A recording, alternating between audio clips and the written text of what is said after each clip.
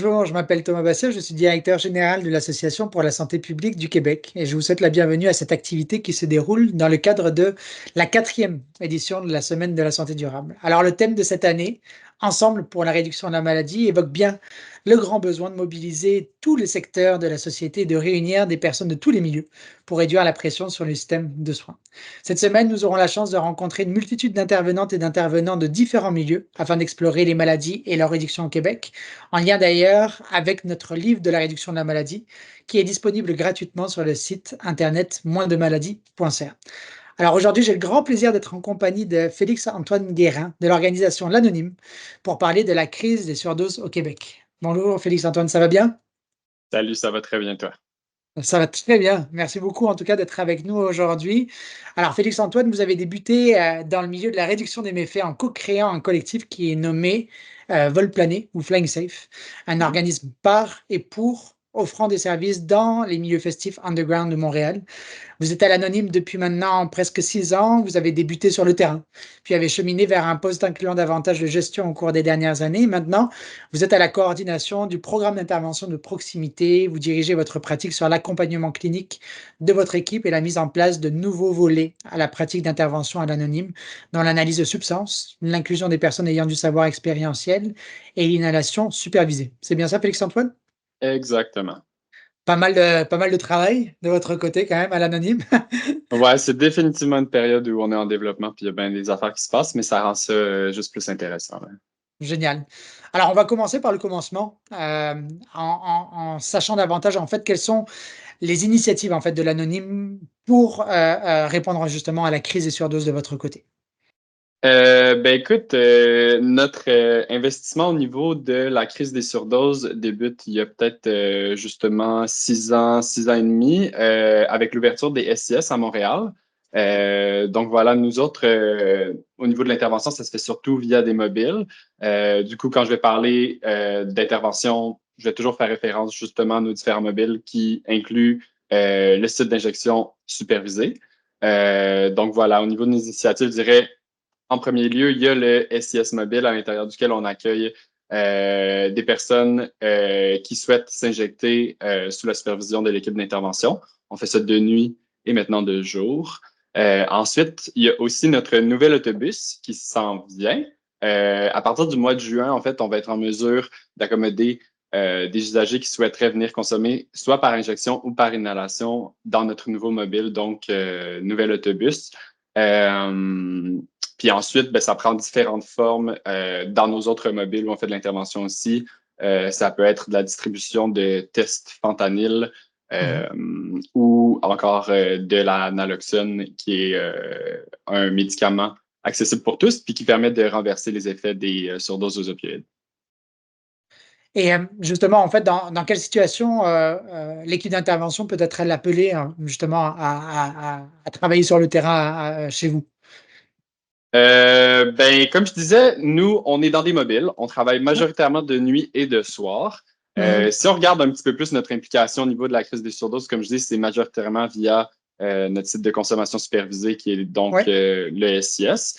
Dans le fond, l'équipe va travailler 7 jours sur 7 de nuit. On a une ligne téléphonique.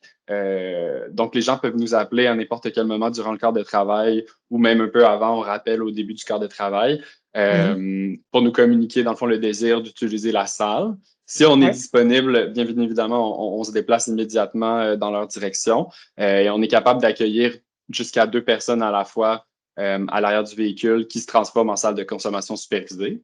Euh, on les garde généralement 1 heure, mais on se rend compte qu'on a de plus en plus besoin de prolonger la période maximale des visites parce que justement, on va en parler peut-être un petit peu plus tard, mais les substances étant de plus en plus contaminées avec des produits qui créent des gros effets de somnolence ou de la confusion, ben, ça devient un petit peu plus difficile de les faire quitter un petit peu plus tôt. Puis du coup, tout au long de la visite, si jamais nous, on repère des signes de surdose, ben, l'équipe d'intervention est en mesure d'y répondre à travers, justement, ben, en utilisant différents outils. Là, ça peut être l'analoxone, mais tu sais, récemment, et de plus en plus, ben, l'utilisation de l'oxygène. On a aussi des outils pour faire de la ventilation assistée, donc des ballons masques qui nous permettent de faire respirer la personne de manière artificielle Mhm. quand elle n'est plus capable de respirer par elle-même à cause des effets de la surdose. Euh, Éventuellement, on peut avoir à utiliser un défibrillateur et appeler aussi des services paramédicaux là, pour faire le transfert vers les hôpitaux ou juste pour une évaluation un petit peu plus poussée. Mais généralement, ça ressemble un peu à ça, là. Et vous êtes combien à travailler sur le terrain, Félix-Antoine, dans les cars, hein, parce que vous êtes dans des cars, hein, si je me trompe pas, c'est ça, hein? Ouais, exactement. Ben, pour l'instant, on est toujours en équipe de deux, que ce soit dans notre autobus qui est plus utilisé pour la distribution de matériel ou dans le SIS mobile. Ça va être amené à changer au cours des prochains mois, en fait. Avec le nouvel autobus, on va avoir accès à davantage de cubicules pour la consommation supervisée. Donc, on vise à pouvoir accueillir un maximum de 3 personnes, peut-être même des fois 4 dans des situations exceptionnelles, ce qui fait en sorte qu'on va avoir besoin probablement d'avoir un minimum de 4 intervenants à bord des mobiles à ce moment-là. Mais ça, c'est à voir, comme je dis, au cours des prochains mois. Puis ça risque pas nécessairement d'être une possibilité en partant. Là. On va y aller tranquillement, sûrement, pour être certain de ne pas non plus mettre trop de pression sur notre équipe. Mhm. Mais c'est l'objectif à long terme. Donc là, vous parlez, comme on était en train de le dire, là, vous avez des projets qui sont en cours de développement. Il y a justement en fait un nouveau bus qui s'en vient en fait au courant de cet été. Ouais. Ça reflète un peu en fait potentiellement l'état actuel de la crise des surdoses au Québec, hein, si je me trompe pas. C'est ça, hein, il y a de plus en plus de demandes, hein. Effectivement, puis des besoins aussi qui, de plus en plus, vont s'orienter autour de la consommation par inhalation. En fait, les drogues sont tellement puissantes qu'on voit de plus en plus des gens qui vont reculer par rapport à leur utilisation d'injection pour plutôt faire de l'inhalation. En fait, les effets étant ben, un peu plus contrôlable peut-être ou moins intense, on se rend compte qu'on a besoin de mettre en place justement des services d'inhalation supervisée qui n'étaient pas jusqu'à présent accessibles au Québec. On a des partenaires à Laval qui ont ouvert un mobile avec l'inhalation, mais pour l'instant, dans la grande région de Montréal, je ne pense pas qu'il y ait d'autres services qui existent euh, pour de l'inhalation. Mais oui, définitivement, les besoins sont de plus en plus grands. Mis à part l'inhalation aussi, l'objectif d'avoir un second mobile pour la consommation supervisée, ben, c'est de pouvoir en avoir un qui va rester un peu plus au centre-ville de Montréal, desservir cette région-là qui est densément peuplée de consommateurs, puis avoir un second mobile qui pourra répondre aux appels un peu plus en périphérie, parce que on est bien occupé, puis malheureusement, c'est un peu l'inconvénient du mobile. On a un peu moins de place. On peut Mhm. seulement être à une place à la fois. Donc, c'est sûr que si on a un appel au centre-ville, puis ensuite un autre appel en même temps en périphérie, bien, on ne peut pas être à 2 places en même temps, là. Mais de manière générale, il y a bien une crise des surdoses au Québec, hein. Ah C'est oui, ce oui, qu'on entend en fait dans ça, la il n'y a pas à dire. conversation. En fait, depuis la pandémie, puis moi, c'est ça, j'ai travaillé beaucoup sur le terrain avant. Ce qu'on peut voir, premièrement, c'est que les substances qui sont accessibles aux consommateurs ne sont pas les mêmes. Le fentanyl, on en parle beaucoup dans les médias, en fait. C'était vraiment quelque chose d'exceptionnel. Quand moi, je travaillais plus sur le terrain avant la pandémie, les gens consommaient de l'héroïne, les surdoses étaient très, très rares. On parle peut-être comme de 2 à 3 surdoses, moi, sur les années sur lesquelles j'ai été en opération. Pour ce qui est de l'année passée, on a facilement dépassé les 100 surdoses, c'est ça, sur cette période d'une année. Fait que c'est une nette augmentation. Faut dire que c'est pas quelque chose de continu puis qui augmente nécessairement tout le temps. Il y a des hauts et des bas, ça augmente constamment malgré tout, mais c'est pas stable. Puis tu sais, ça va m'amener un peu plus tard à parler justement de la légalisation des drogues. Mhm. Mais le gros problème, en fait, avec les substances présentement, c'est ben, la contamination puis la régularité au niveau de l'approvisionnement. C'est-à-dire qu'un matin, tu vas chercher une substance qui est ta consommation de choix auprès de ton vendeur. Et elle peut être, on va dire, plus ou moins puissante. Une semaine plus tard, tu vas aller chercher cette même consommation-là auprès du même vendeur. Puis à ce moment-là, elle va être soit beaucoup plus puissante qu'auparavant, des fois moins puissante. Comme je dis, le marché, ça va des fois par en haut, par en bas. Mais reste que de manière générale, ce qu'on constate, c'est qu'il y a de plus en plus de substances qui contaminent les drogues de choix qui sont consommées à Montréal, puis des substances qui aussi, par leur contamination, ont des effets de plus en plus graves sur la santé des personnes qui les consomment. Donc, on voit, premièrement, en fait, la crise de surdose, comme vous le dites, elle est là, elle est bien présente de notre côté. On a plusieurs dizaines de personnes qui sont décédées justement, en fait, de la crise de surdose où on le voit, en fait, constamment. Et puis, comme vous dites, ça va vraiment, en fait, en fluctuant selon, en fait, l'approvisionnement et puis justement la contamination, en fait, de ces produits-là. Est-ce qu'il y a d'autres enjeux que vous voyez sur le terrain de votre côté, au-delà même de l'opération? Parce que, comme vous dites, ça prend des personnes pour accompagner ces gens-là. Donc, ça, c'est une problématique. Mais au-delà de ces choses-là, est-ce qu'il y a d'autres enjeux que vous voyez, sur le terrain de votre côté? Ben, tu sais, c'est sûr qu'au communautaire, quand on parle d'enjeux, généralement, on en vient à parler de financement. Mmh. Moi, j'ai envie de quand même souligner l'augmentation du financement pour ce qui est de la prévention des surdoses dans les dernières années. Tu sais, je pense que depuis l'ouverture des SIS, nous étions jusqu'à, je dirais, l'année passée, 4 sites de consommation supervisée. Ça a été relativement stable et peu bougé depuis l'implantation. Là, vraiment, dans la dernière année et dans les années à suivre, ça va vraiment pousser comme des petits champignons. Pour donner une idée, j'avais une consultation il y a pas longtemps avec des partenaires de Thetford Mine où ils prévoient l'ouverture d'un SIS prochainement. OK. Fait que vraiment, la prévention des surdoses, je pense que de plus en plus, on ne peut l'ignorer. Mais malgré l'augmentation du financement, il faut dire que j'ai quand même l'impression qu'on est encore légèrement en dessous de ce qu'on a besoin pour être capable de vraiment répondre à l'ensemble des appels. On se retrouve, malgré le fait qu'on a ouvert une nouvelle plage horaire, par exemple à l'anonyme, à devoir malgré tout des fois refuser des appels, à pas être en mesure de voir tout le monde, avoir aussi par moment des volumes trop importants d'usagers, on va dire, lorsqu'on est sur place, ce qui fait en sorte que même si on est là, ben, il y a des gens qui finissent par pas être assez patients ou capables d'attendre et qui vont donc consommer à proximité du site d'injection. Ça reste mieux que n'importe quoi d'autre dans la mesure où on est facilement accessible. Si jamais la personne a besoin d'aide, on arrête et on sort.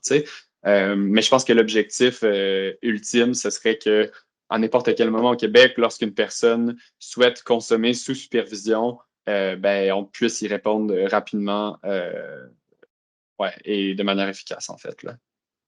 Et donc vous avez parlé, justement, en fait, du volet légal de votre côté. Il Mm-hmm. y a des problématiques légales selon vous, en fait, avec à la fois, en fait, la possession, mais aussi la consommation de substances, hein, si je ne me trompe pas?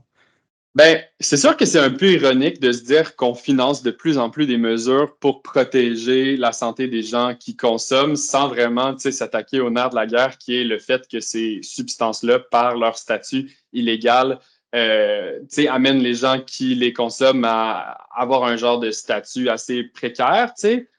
Puis on peut pas ignorer le fait que justement, tout ça finit par avoir un impact sur la santé de ces personnes-là. Je pense aussi on parle de plus en plus de légalisation en réfléchissant à la stigmatisation Mmh. de la criminalisation de ces substances-là sur les gens qu'on rencontre. C'est-à-dire que c'est sûr que c'est difficile pour quelqu'un qui, par sa consommation, commet un acte illégal, on va dire. C'est difficile pour ces gens-là de s'en remettre à un réseau qui est régi par justement les mêmes règles que le système pénal. Je veux dire, la consommation reste illégale, règle générale au Québec. Fait que, je veux dire, ça ne met pas nécessairement les personnes qui consomment en confiance par rapport à l'accessibilité aux services. Puis, je veux dire, on parle de stigmatisation dans la mesure où par le simple fait d'être une personne qui consomme, on se retrouve à devoir se cacher, devoir se retourner vers des marchés illicites qui justement comportent des substances qui sont hautement contaminées pour juste arriver à maintenir c'est comme un État qui a de l'allure et éviter le sevrage, par exemple, quand on parle de consommation d'opioïdes. Mmh. Ensuite de ça, je veux dire, il y a tout le fait que, quand on regarde les services d'hébergement, les services d'accès au logement, souvent, au niveau des conditions, on demande des personnes qui ont cessé leur consommation. La consommation, c'est un trouble comme bien des autres, puis c'est difficile de se dire que pour qu'une personne ait accès à un toit, elle a minimalement à régler ses enjeux de santé mentale. On se poserait même pas la même question pour quelqu'un qui a des problèmes comme la dépression ou qui souffre de psychose. On lui dirait pas, ben, il faut que tu règles ta dépression avant d'avoir accès à un toit sur ta tête. Fait qu'il y a toutes sortes d'incohérences comme ça qui font en sorte que, ben, premièrement, les gens qui consomment au niveau de leur santé, sont beaucoup plus à risque, tu sais, et aussi n'ont pas les mêmes droits que les personnes qui ne consomment pas, tu sais. Fait que Mhm. la légalisation des drogues semble être vraiment une pierre angulaire, tu sais, de tout ce qui relève des enjeux pour la santé des personnes, justement, qui consomment. Notamment au Euh, niveau du stigma plus particulièrement là. Ben, et puis c'est vrai que c'est un peu incohérent d'une certaine manière en fait d'avoir des services justement pour faire cette injection-là ou alors pour accompagner ces personnes-là, mais à côté de ça en fait de savoir que c'est illégal d'une certaine manière, je comprends en fait qu'on veuille plus de d'harmonie en fait dans cette conversation-là et puis moins de stigma aussi là et puis, vous mhm, faites la comparaison avec la santé mentale en fait tout est interrelié aussi là. mhm. Est-ce qu'on peut parler aussi en fait même de la perception en fait du grand public, hein, de la consommation de substances, hein, de manière générale, non? Ben, c'est sûr que ça joue un rôle, là, tu sais, comme au niveau des enjeux, tu sais, par rapport à la crise du surdose, je pense qu'on invisibilise un peu cette crise-là, puis ça provient majoritairement du fait qu'on se dit, ben, les gens commettent un acte illégal, ils Mmh. décident volontairement, tu sais, d'entrer dans cette catégorie-là de personnes qui font des trucs pas corrects, et du coup, ils, elles, ne méritent pas notre aide, tu sais. Alors qu'en réalité, tout le monde connaît quelqu'un qui a des enjeux de consommation, tu sais, que ce soit par rapport à la boisson, aux jeux ou aux drogues qui sont illicites. Je pense que ça nous touche tous de près ou de loin. Puis à Mmh. ce niveau-là, comme société, on a définitivement du travail à faire parce que c'est sûr que si on ne reconnaît pas le problème et le fait que ces personnes-là ont aussi le droit à l'aide qu'on doit leur proposer, ben, je veux dire, on n'avance pas trop, là, finalement. Ouais, Euh, complètement. fait, ouais, c'est ça. Puis Félix-Antoine, peut-être pour, terminer un peu cette conversation, ça serait quoi en fait on a parlé de plusieurs recettes là, mais vraiment pour récapituler tout ça là, les 3 actions que vous voyez de votre côté là qui seraient nécessaires pour justement, réduire la crise des surdoses et puis, s'assurer justement en fait qu'on a des personnes qui restent en santé, au niveau du Québec? Pour vrai, c'était difficile de comme cibler trois trucs en particulier parce que comme généralement, on essaie de trouver des solutions genre rapides, Mmh mh. cause à effet avec la crise des surdoses, puis la réalité, c'est qu'il n'y en a pas. C'est comme un symptôme de notre société qui va peut-être de moins en moins bien. Puis du coup, je pense que de manière générale, il faut comme euh, réfléchir de manière plus globale à ce qu'on est comme société et ce qu'on a besoin de faire pour aller mieux, pour finalement espérer trouver une solution à la crise des surdoses. Mais si on veut commencer par des petites actions concrètes qui nous feraient avancer, j'en ai beaucoup parlé dans les dernières minutes, mais la légalisation, c'est Mmh. définitivement la première étape selon nous, ne serait-ce que pour permettre aux personnes qui n'ont pas la capacité dans le présent d'arrêter de consommer, d'avoir accès à des substances qui sont moins contaminées. J'en parlais un peu plus tôt. Quelqu'un qui consomme du fentanyl à l'heure actuelle ne consomme pas que du fentanyl. Et c'est peut-être justement ces substances-là qui contaminent le fentanyl qui peuvent être à la source de problèmes de santé plus graves comme des nécroses au niveau des tissus qui éventuellement vont causer des amputations qui sont inévitables. Donc, on se dit, si on veut éviter ces impacts-là immédiats pour la santé des personnes qui consomment ces produits-là, il faut leur fournir un alternatif qui est moins dangereux pour leur santé, puis qui ferait en sorte justement que ces gens-là vont être capables de travailler à mieux aller ou comment dire réintégrer la société. Au lieu de devoir gérer des problèmes de santé qui sont causés par cette consommation-là. Fait que je pense que ça, c'est l'étape numéro un. Ensuite, c'est sûr que l'augmentation des ressources qui peuvent aider ces personnes-là semble être aussi une priorité. J'en ai parlé aussi plus tôt, mais l'accès au logement, c'est inadmissible de se dire qu'une personne qui dort dehors à longueur d'année a l'espace mental pour tenter d'améliorer sa condition. Il faut travailler sur les bases. Faut que ces gens-là puissent se nourrir, puissent se loger, puissent travailler, être des membres de la société qui contribuent et sentir du bien-être de ça avant de pouvoir penser à leur faire cesser la consommation. C'est comme de dire, si tu vas mieux, tu vas vouloir aller mieux. Si tu es pris dans de la merde, puis que tu t'imagines pas pouvoir en sortir, c'est difficile de justement mettre fin à ce comportement-là qui est des fois la seule chose qui amène un peu de plaisir dans la vie de ces personnes-là. Puis finalement, je pense, puis on en a parlé aussi en lien avec la légalisation, je pense que c'est très important de se dire comme société qu'il faut vraiment prendre. En fait, faudrait comme une prise de conscience générale qui provient de la société puis qui reconnaît que ben, l'importance puis les conséquences de la crise des surdoses. Il y a de plus en plus de personnes qui finissent en situation d'itinérance et qui vont inévitablement entrer en contact avec leur consommation, probablement développer des problèmes. Donc, c'est ça, si on est capable de reconnaître qu'il y a un problème, on est peut-être capable de se concentrer sur justement ces solutions-là qui sont pour le moment partielles, mais qui permettent néanmoins de réduire les impacts de cette crise-là. Parfait. Ouais. Ma dernière question, Félix-Antoine, c'est, vous l'avez dit, hein, on a tous dans notre entourage des amis, des proches, des personnes qui consomment, qui ont consommé ou qui pourraient potentiellement consommer aussi là. À ces personnes-là, quels sont les outils? Où est-ce qu'on peut trouver de l'information en fait qui nous permet d'être outillés par rapport à une consommation éclairée, plus particulièrement? Écoute, c'est difficile d'en cibler certains, là. J'ai envie de passer Mmh. par mes coups de cœur, puis ce qui m'a Oui, amené dans le monde de la réduction des méfaits. Mais moi, personnellement, je suis un gros fan de la plateforme Héroïde sur d'accord. Internet. C'est une encyclopédie, un peu comme Wikipédia, qui est DIY. Ça regroupe énormément d'informations objectives sur les substances, autant pharmaceutiques qu'illégales, et leur consommation.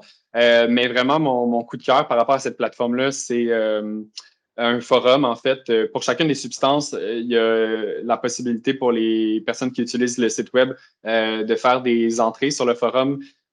Puis généralement, les gens décrivent la substance qui est consommée, en quelle quantité. Puis c'est comme un peu un résumé de leur expérience puis de leur vécu en lien avec ça. Tu sais. Je pense que ça aide à humaniser un peu la conso puis à voir des fois que c'est pas que négatif. C'est généralement, les gens qui consomment le font pour une raison qui est qui fait du sens quand même. Là. On peut Mmh. finir par perdre le contrôle, mais à la base, c'est une recherche de plaisir, puis c'est quelque chose qui existe dans nos sociétés depuis très longtemps.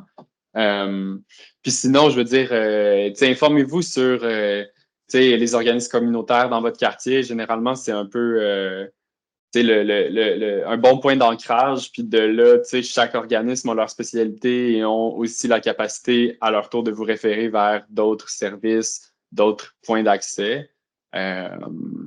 Mais ouais, honnêtement, Héroïde, comme je dis, moi, c'est mon coup de cœur. Puis c'est ce qui m'a amené à développer mon intérêt pour la consommation. Là. Superbe. Félix-Antoine, merci beaucoup pour votre temps Ça là, c'est fait vraiment, vraiment apprécié. Comme vous dites, la crise est surdosée bien là, au Québec et puis il faut vraiment se doter des outils pour qu'on puisse y faire face. Merci à l'anonyme aussi pour, tout le travail que vous faites sur le terrain là, qui est assez exceptionnel.